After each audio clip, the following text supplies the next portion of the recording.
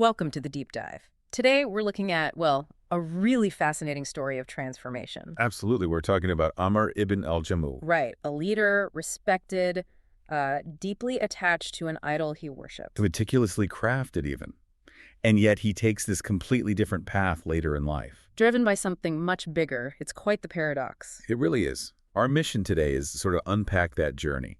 Amr ibn al-Jamuh, he was the chief of the Banu Salma in Yathrib before Islam really took hold there. A man of status, known for generosity, bravery, and already almost 60 years old when these changes began. Exactly. And central to his identity back then was his idol, Manat, made from special wood, perfumed.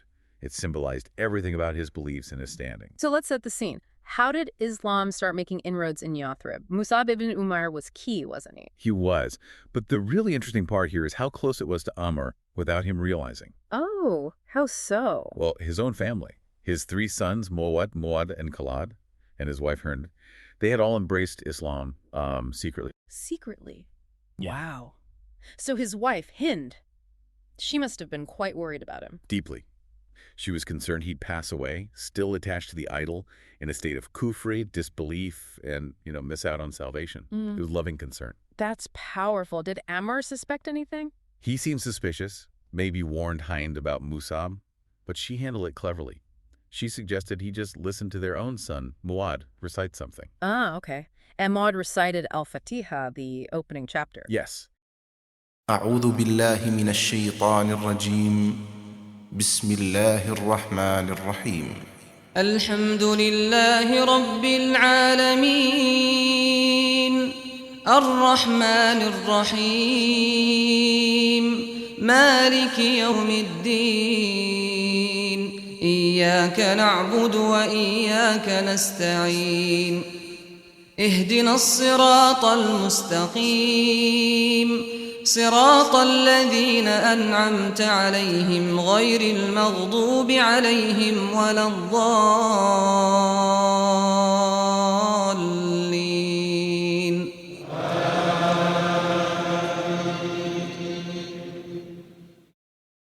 And Amr was genuinely moved. He apparently said something like, "How perfect are these words and how beautiful." But still not convinced. Not yet. Despite feeling its beauty, his first instinct was, I need to consult Manat. Shows how deep that habit, that belief ran. So the intellectual or emotional appeal wasn't enough on its own. He needed something more direct. It seems so. And his sons, along with their friend Muad ibn Jabal, another important figure, realized this. They needed to show him Manat's powerlessness. Which leads to the famous incidents with the idol. Tell us about that. Right. It's almost comical, but profound. One night, the young men took Manat from its special place. And did what with it? They, put it headfirst into a nearby cesspit used for waste. Oh, wow. Okay. How did Amr react? Furious. He finds it, cleans it, perfumes it again, puts it back, warning whoever did it. He thought it was under attack. He didn't suspect the idol itself was helpless? Not at first. Yeah. It seems he just thought someone was disrespecting it. But they did it again and again. Repeatedly. Yeah. That must have started to sow some doubt. You have to imagine his growing frustration, maybe confusion. The turning point, though. Yes. He finally gets so desperate, he ties a sword around Manat's neck. He tells it, basically, if you have any power, defend yourself. A direct challenge. Exactly. And the next morning, Manat is back in the pit. No sword. And that was it, the aha moment. That was it. He finally saw its utter powerlessness. He realized how wrong he'd been. That led to his sincere conversion. He deeply regretted his past. What an incredible shift. From total devotion to an object, complete devotion to Allah, how did this new faith manifest? Immediately and totally. He dedicated himself, his wealth, everything. But then came the Battle of Uhud. Right. And Amr now, he was older now, nearly 60, and he had a physical challenge. Yes, he had a distinct limp, he was partially lame, and his three sons were all going to fight. And he wanted to go too, despite his age and his leg. Desperately, he yearned to join them, to fight. His sons must have tried to stop him. I mean, there is an exemption for the old and infirm, isn't there? They did try. Lovingly, they pointed out he was excused by Allah, but Amr wouldn't hear it. So what did he do? He went straight to Prophet Muhammad, peace be upon him. He pleaded his case, expressing this intense longing for martyrdom, for paradise. How did the Prophet, peace be upon him, respond to that passion? With such compassion, he said essentially, let him, Perhaps God, the mighty and the great, will grant him martyrdom. Peace be upon him. Amazing. So he got permission. He did. And before the battle, he made this incredibly moving prayer. "O Lord, grant me martyrdom and don't send me back to my family with my hopes dashed." He really wanted that. He didn't want to return disappointed. No.